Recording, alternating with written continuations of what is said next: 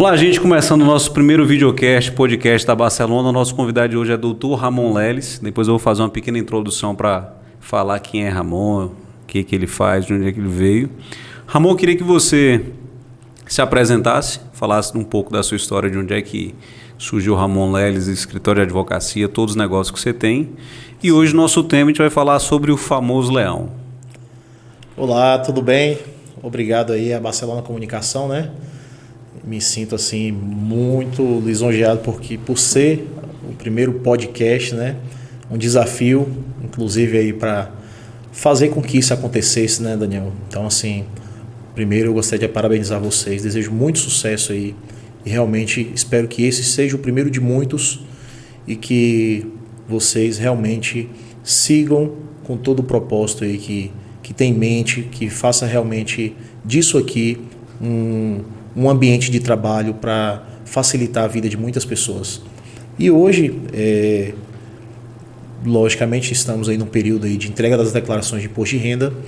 Estou aqui para poder compartilhar um pouco com vocês aí da minha experiência, da minha visão aí com relação a esses estudos na questão tributária, né? E até porque esse ano eu completei já 16 anos trabalhando na área tributária, né? Ramon Leles, natural de Vitória da Conquista, trabalho há 14 anos aí com contabilidade, né? Hoje eu sou sócio, diretor de uma contabilidade, a Contato Office. Me formei também em advocacia, pós-graduado em Direito Tributário, em Direito do Trabalho, com ênfase em acidente do trabalho, advocacia extrajudicial em curso, criminologia e processo penal. E mais uma, que é o direito empresarial aí, que também está em curso, né? Tá vendo, gente? Então, assim, por isso que eu não quis nem arriscar fazer o resumo. Não, assim, mas é porque realmente eu sou amante da leitura, aprendi a gostar de estudar, e principalmente no que se refere à questão tributária. Durante o meu trabalho na contabilidade, nessa área fiscal, me incomodava muito como os empresários, os contribuintes, viam o fisco e como o fisco estava se comportando de forma que cada vez mais ele estava se aperfeiçoando para identificar e conseguir cobrar esses tributos de uma forma mais eficiente. E aqui no Brasil, desde 2012 aí com o PEC, que iniciou um sistema de financiamento e de custeio aí para essas novas informações, esse novo desenvolvimento, essa forma de efetuar as cobranças dos tributos, começou a vir a implantação do SPED, que se chama o Sistema Público de Estruturação Digital. Com esse SPED, várias informações vão sendo cruzadas e sendo entregues para o fisco. E isso tudo começou lá atrás porque havia uma dificuldade muito grande para se efetuar essas cobranças desses tributos dos contribuintes. Eu me lembro muito bem na época em que as declarações de imposto de renda eram preenchidas na máquina de datilografar através de um formulário e essa declaração era entregue na Receita Federal. Imagine só como era feita essa formatação desses dados, essa coleta desses dados para identificar aquele contribuinte que sonegava, que apresentava um recibo falso, né? Eu vou apresentar um recibo de um médico aqui e esse recibo ia ali com as informações na máquina datilografar. Mas lá atrás, quando surgiu o imposto de renda, lá em 1922, quando foi implementado aqui no Brasil, eu fiquei me perguntando, poxa, mas como é que era feita essas cobranças? Naquele período, como é que o governo fazia para chegar a todas as pessoas e falar, poxa, Daniel, você contribuinte aí, ei, você que está devendo imposto de renda, me dê o meu dinheiro aqui, me dê aqui o meu imposto. Isso realmente era muito difícil, o fisco não conseguia atingir todo mundo, né? Mas à vontade. O que é o imposto de renda para quem é leigo assim? Porque pode ser que a pessoa está em casa, todo mundo sabe que eu tenho que declarar, Na verdade, o que é a declaração de imposto de renda e o que é o imposto de renda? Para onde é que vai esse recurso? O imposto de renda, ele é um tributo que veio com o propósito de custear alguns benefícios em prol da sociedade. E ele é cobrado do contribuinte que possui uma renda, seja uma renda através de salário, de aluguéis e ganho de capital, diversas outras formas em que o recebimento desse tributo, segundo o fisco, é para fazer com que ele possa implementar políticas de gestão pública ali que possa dar acesso a todos os contribuintes brasileiros. Ele pensa o seguinte: poxa, pague esse tributo aqui porque nós vamos custear com ele políticas públicas para dar qualidade e proporcionar uma melhor forma de vida aí para as pessoas, para os contribuintes brasileiros. Logicamente, hoje nós estamos vivendo uma era aí que temos muitas decepções com o fisco, vemos escândalos o tempo todo do mau uso do dinheiro público. Mas é importante o contribuinte saber que ele tem que saber diferenciar o que é o fisco, o tributo que ele paga e por que esse tributo não tem a sua contrapartida. Essa sensação de, poxa, eu pago tanto imposto e não vejo nada. Esse é o sentimento que todos nós temos no Brasil. Mas aí já é uma outra questão, uma questão política, que aí que não tem nada a ver com a cobrança. Não tem nada a ver com a cobrança. Tem com a aplicação do recurso. Inclusive, Daniel, até as pessoas nos perguntam por que o leão do imposto de renda, né? É isso, por que essa figura que todo mundo fala, o leão vai te pegar? O leão vai te pegar. Em uma das campanhas publicitárias da Receita Federal, decidiram iniciar uma campanha com a figura representativa de um leão. Porque o leão, segundo a Receita Federal, ele é um animal sereno, ele é justo, é manso, mas ele não é besta. Então você, contribuinte que pensa em escapar das garras do leão, todo cuidado é pouco. Ele pode ser mansinho, pode ser bonitinho, sereno, mas ele não é besta. E não é besta por quê? Porque após diversos estudos, nós chegamos num período agora, numa era. Estamos hoje em 2022, espero que esse podcast possa ser ouvido aí daqui a 10 anos, né, Daniel? Então, assim, mas agora em 2022, a Receita Federal está iniciando a implementação e os testes com inteligência artificial.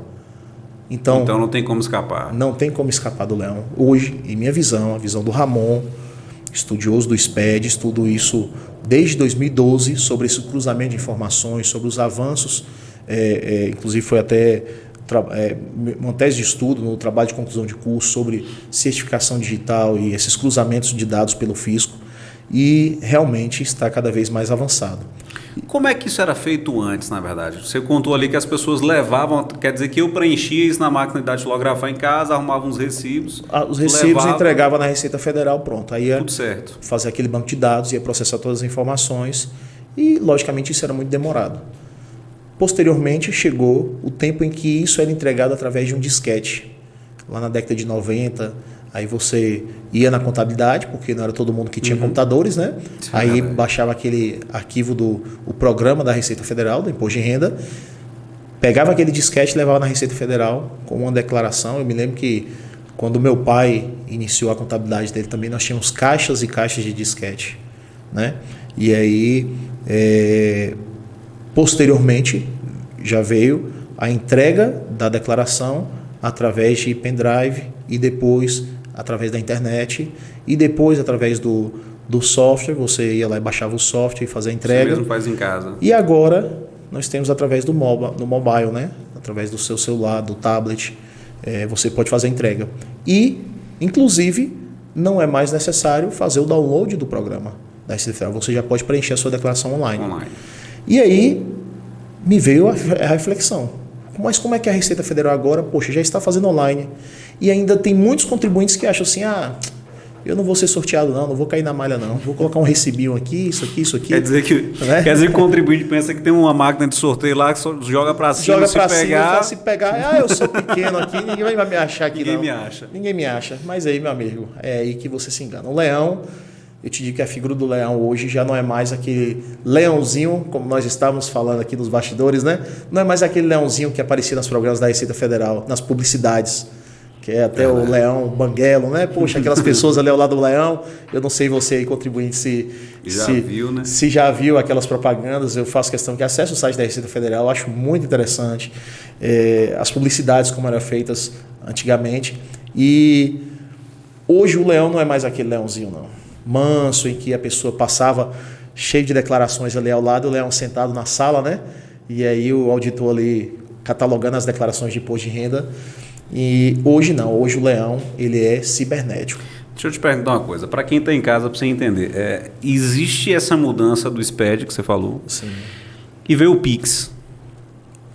Tudo que eu recebo, por exemplo, eu, Daniel, recebi em torno de R$10.000 de Pix durante um ano inteiro. Eu preciso declarar esse valor? Isso. Estamos em mais um ano em que houve a implementação de uma nova ferramenta de movimentações financeiras, no qual o Pix é a bola da vez nesse ano 2022, né? E esperamos que esse Pix já esteja sendo fiscalizado pela Receita Federal, até porque é uma comunicação direta com o Banco Central e, logicamente, sobre aquelas operações, os bancos, as instituições financeiras enviam informações para a Receita Federal e, logicamente, a Receita Federal tem acesso àquelas operações que foram feitas na sua conta. Porque se há uma tributação naquele serviço prestado pelo banco, poxa, eu tributei aqui referente a um Pix ou que não seja tributado, mas eu tenho a informação de uma movimentação financeira e aí eu tenho que comunicar isso à Receita Federal. Aí a Receita Federal recebe a informação e, através da inteligência artificial, hoje ela consegue monitorar e verificar essas inconsistências em segundos. Por quê? Se eu fiz uma movimentação de R$10.000, na minha declaração lá eu vou e digo o seguinte, não houve essa operação. Não, a operação existe. Mas o Banco Central me informou aqui que você fez uma operação de R$10.000. E aí você está nas garras do leão. Caiu na malha fina. E se eu receber 10 mil para passar para alguém? Minha avó não tem Pix. Aí eu recebi R$10.000, saquei e entreguei a ela. Efetuar a movimentação financeira não quer dizer que você vai ser tributado pelo imposto de renda. Aí existe o grande detalhe. Poxa, mas eu faço isso, faço aquilo, eu vou ter que pagar sobre o imposto de renda. Tudo que eu fizer vai ter que pagar o imposto de renda? Não. Nós temos que saber diferenciar o que é renda. Entendi. Então, aquilo não foi uma renda, foi um simples empréstimo, foi uma movimentação financeira, eu doei, aí é outro tributo que vai incidir, mas não imposto de renda. Entendi. Então, sim, temos que ter esses cuidados.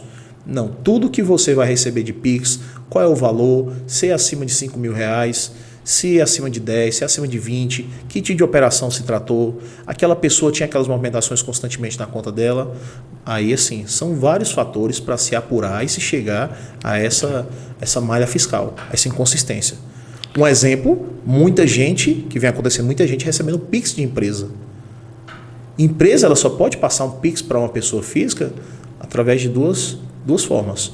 Uma, através de um prestador de serviço, aquilo foi uma prestação de serviço para aquela empresa, ou foi um pagamento de um prolabore ou uma distribuição de lucro.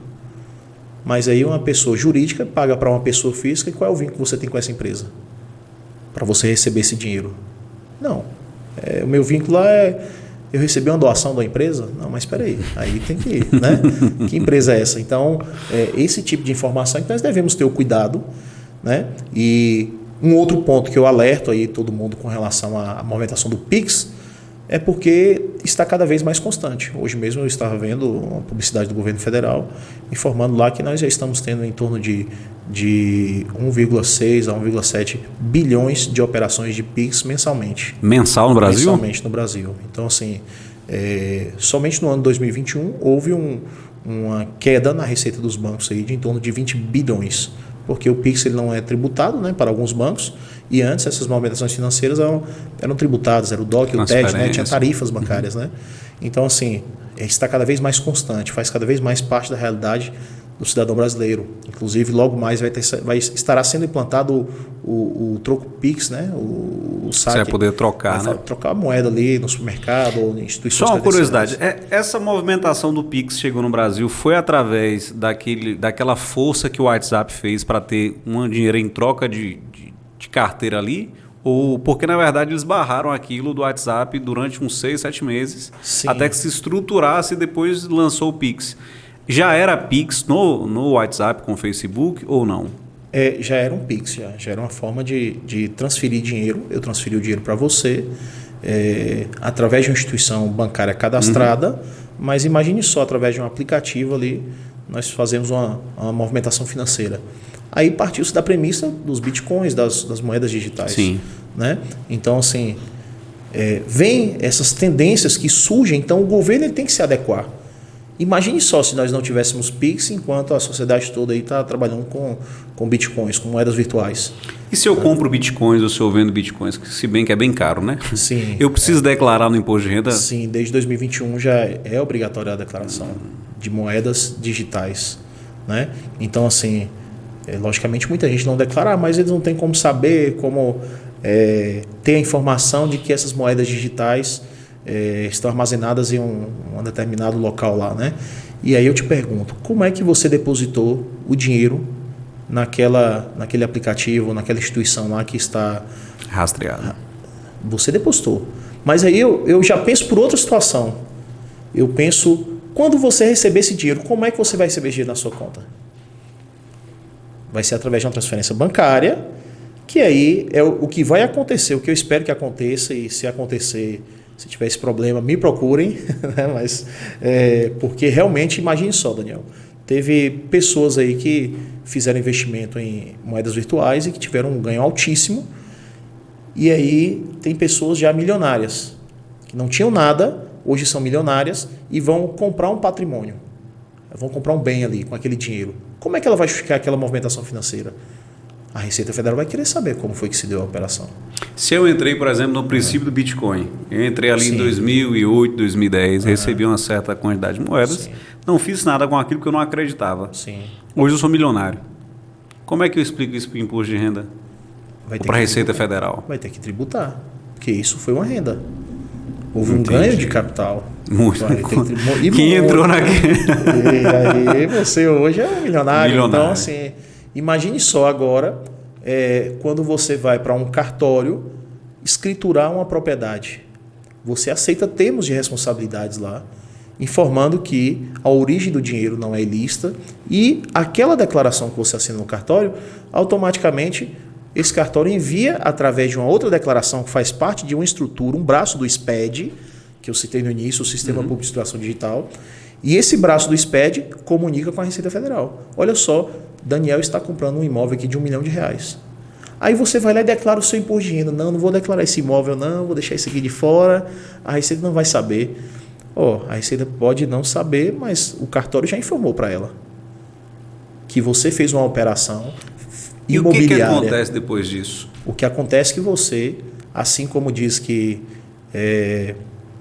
o leão ele não pega ninguém sem aviso, né? Você vai ser notificado para prestar esclarecimentos. Sendo notificado, você terá a opção de justificar, de informar, de fazer... Esqueci de declarar meu R$1 milhão de casa. Oi? Esqueci. Esqueceu de declarar. Meu amigo, me dê minha parte aqui. Então, na verdade, o que a gente tem que fazer, o que o imposto de renda, no final das contas, eu tive renda, eu consegui comprar algo, me financiei ao longo desse ano, eu preciso pagar para o governo, então, uma contribuição. Parcela, e quanto é que é essa parcela? Essa parcela, existe uma tabela pré-estabelecida, né? O governo que varia ano a ano, e essa tabela tem alíquotas, cuja base de cálculo ela pode variar em alíquotas de 7,5% a 27,5%. 27,5%. Então, assim, isso vai para determinados valores conforme essa tabela, que ela é progressiva, né? Mas é uma parcela alta. Então, para isso, é necessário que você esteja muito bem assessorado para fazer um planejamento tributário e realmente fazer com que você não chegue nessa alíquota dos 27,5%. E aí você me pergunta, poxa, mas existe forma de burlar isso? Não, não é burlar. Existe forma de você se organizar. Como eu falei no início, se adequar. Como eu falei no início, não quer dizer que você teve renda que você vai ter que pagar o imposto de renda. Não quer dizer que você declare um valor que você terá que pagar aquela determinada alíquota. Não, existem vários fatores que podem ter a declaração completa, por exemplo, que você pode ter deduções conforme os seus gastos, conforme os seus custos. A gente vai chegar, e que isso é algo que eu quero saber também, mas, por exemplo, quem recebeu... Durante a pandemia, a gente teve aquele acesso ali, as mães solteiras podiam chegar a receber R$ 1.200, eu acredito que era mais ou menos isso o limite, né? Sim. Essa mulher não recebia R$100 no mês, não tinha uma movimentação financeira, nem tinha conta bancária, o governo mesmo abriu uma conta para ela conseguiu fazer a conta dela, comprovar que ela receberia, e ela recebeu durante ali um tempo R$ 1.200 por mês. Ela precisa declarar? Não, porque existe uma faixa de desobrigatoriedade de entrega da declaração. Um exemplo, agora nós estamos na faixa de R$28.000, você não é obrigado a entregar a declaração. Abaixo de 28 Abaixo mil? de 28 mil. É 28 mil e fração. Mas acima disso você tem que declarar. Então assim, não, mas é porque eu recebi, eu tenho que declarar. Não. Agora, se você possui uma outra renda e juntamente com esse auxílio que você recebeu do governo, ultrapasse 28 mil. os 28 mil, aí você é obrigado a declarar. E houve, inclusive, quem tinha renda declarada recebendo auxílio e foi obrigado a devolver os valores. Então, é aquela história. Não fique achando que o fisco não está te vendo, não sabe, porque hoje o fisco é completamente digital. O leão hoje ele é digital. Outra questão, Ramon, como é que é feita essa restituição? Tá, eu passei dos 28 mil e aí eu levei lá uma série de comprovantes reais, Sim. Não aquele datilografado, mas levei uma série de documentos. Dependendo da sua estrutura do imposto de renda, suponhamos aí que você tinha imposto a pagar, mas você possuía, por exemplo, gastos com saúde, gastos com despesas médicas, com instituições escolares, com ensino e educação, diversos outros que são elementos que possibilitam a dedução dos valores do imposto de renda. Então, se você, dentro da sua receita, dentro da sua forma de receber os ganhos, você já vinha pagando imposto de renda retido na fonte, porque determinados ganhos, por exemplo, de uma empresa, se você ganha R$3.000 por mês, existe uma alíquota lá com os valores em que ele já fala assim, poxa, ele está ganhando os 3, ele já pode pagar a parcela dele aqui já descontado direto na fonte. Então me dê aqui sua fatia mensal, e aí você vinha pagando mensalmente, e aí no final dessa apuração, chegou o final do ano ali, encerramos a competência, você tinha ali R$3.000 a pagar pagos de imposto de renda. Mas lá, com a apresentação desses comprovantes que dariam a possibilidade para a dedução, você pôde restituir R$2.000 ou R$2.500. Por quê? Porque com esses comprovantes, você provou à Receita Federal que por mais que aqueles seus ganhos fossem de 50 mil, por exemplo, e que daria R$3.000 de imposto de renda, não vai ser mais 3, porque você teve despesas médicas, você teve despesas com instituição, tinha filhos que eram só dependentes, e aí possibilitou deduzir esse imposto de renda, reduzir a sua alíquota, a alíquota a ser aplicada a você. Então ele vai dizer o seguinte, poxa, Daniel, você me pagou aqui 3, mas eu vou te devolver aqui R$2.500. Aí o que acontece? Um avanço, uma inovação nesse ano é que essa dedução, ela pode, essa devolução desses valores, inclusive já vão ser pagos através de PIX para você. Então já chega na hora. Já chega não na hora, existe toda uma programação do governo federal que ele vai dizer. Quem entrega antes, aí vem um dos benefícios para quem entrega a declaração logo no início do período, é que essa declaração ela vai ser analisada com mais rapidez, vai estar naquela relação ali como entre as primeiras na entrega, então logicamente você será um dos primeiros beneficiados com a restituição desse imposto de renda. Muita gente deixa para a última hora, deixa para o último dia do mês de abril, o último dia de prazo da entrega. Poxa, logicamente ele vai receber a sua restituição lá no 8º lote, lá no mês de outubro. Então assim, esses são os detalhes, né? E se eu esqueci de fazer a declaração do imposto de renda? Se eu perdi o prazo, por exemplo, eu passei do prazo, esqueci de mandar. Você vai pagar, se agora uma inovação, desde o ano de 2021, permite que, mesmo que você atrase, sua renda estando abaixo da faixa de obrigatoriedade de entrega, não haverá multa pela entrega da declaração. Muita gente, inclusive, não sabe dessa informação. E, no entanto, se ultrapassar essa faixa de obrigatoriedade, você pagará a multa, né, uma multa correspondente ao atraso da entrega e uma multa proporcional aos seus ganhos ali por ter omitido as informações para a Receita Federal. Então, assim, a Receita ela quer agora que você entregue, você pode optar por não entregar, mas vai ser multado por isso. E aí o que acontece? Agora a Receita ela está tão eficiente, o cruzamento de dados está tão rápido, está tão eficiente, tão rápido, que você sendo obrigado a entregar a declaração, passados 30 dias do prazo da entrega, ele pode ir lá e suspender o seu CPF. E aí algumas pessoas perguntam assim, poxa, tive um problema no CPF aqui, eu não estou conseguindo fazer nenhuma operação bancária, estou tendo inconsistência aqui, não faço nada, bloqueou meu CPF. Aí a Receita diz, seu CPF está precisando de uma regularização aí no seu imposto de renda. Vai lá e regulariza, por favor. Entendi. Então você pode ser coagido de forma que você fique impossibilitado de ter acesso a determinados serviços prestados pela Receita Federal, por instituições financeiras, ou alguns órgãos vinculados lá que fazem essa busca do seu CPF. Então, assim, é o que eu digo, entregue a declaração de imposto de renda, porque a tendência, inclusive, o que a Receita Federal objetiva é que, inclusive, o seu imposto de renda já seja entregue por ela e você só vai conferir os seus dados. Que o cruzamento de informações vai se tornar tão eficiente que já vai estar lá disponível. Nós já temos algumas informações que já estão disponíveis, previamente preenchidas no seu imposto de renda, e você simplesmente só vai dar o ok. Só vai dar o ok. Isso demora a acontecer? Não demora. Havia uma expectativa de que esses cruzamentos dessas informações acontecessem em 2025. Isso quando se discutia lá em 2015, 2016, já falava, poxa, em 2025 teremos esse cruzamento de informações. Em 2030, o contribuinte provavelmente recebe o imposto de renda dele pronto. O resultado antecipou isso para 2021, desses cruzamentos. 2022 agora está muito mais eficiente e eu acredito que até 2025 aí, o contribuinte brasileiro já esteja recebendo esse imposto de renda em casa, né? Ou no seu aplicativo ali. Já no celular. No celular. Cara, eu quero lhe agradecer.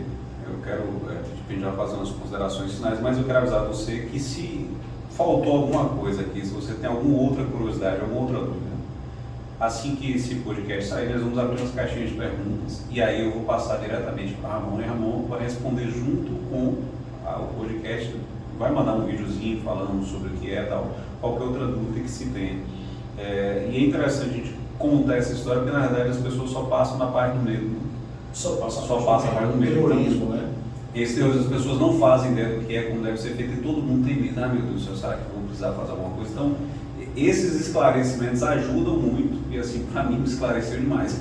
Sim, é interessante porque, na verdade, não é o tipo de informação que as pessoas querem se preocupar, né? As pessoas hoje, na era da informação, as pessoas buscam aquelas informações que lhes interessam, né?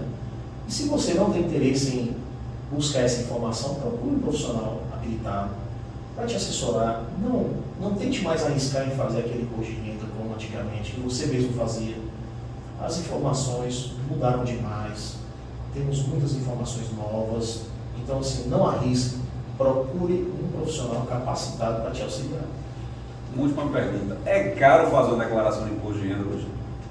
Não, depende do profissional, depende do seu planejamento, depende das circunstâncias ali, dos documentos que são apresentados, né? Hoje nós temos profissionais aí que podem cobrar até R$30 por imposto de renda. É aquela história, né? Tem um preço de 30, mas tem profissionais que cobram 5. Lá no escritório nós temos imposto de renda, o valor mínimo nosso lá é de R$200, mas nós temos declarações lá que chegam até 5 salários mínimos. Porque isso demanda complexidade, demanda responsabilidade.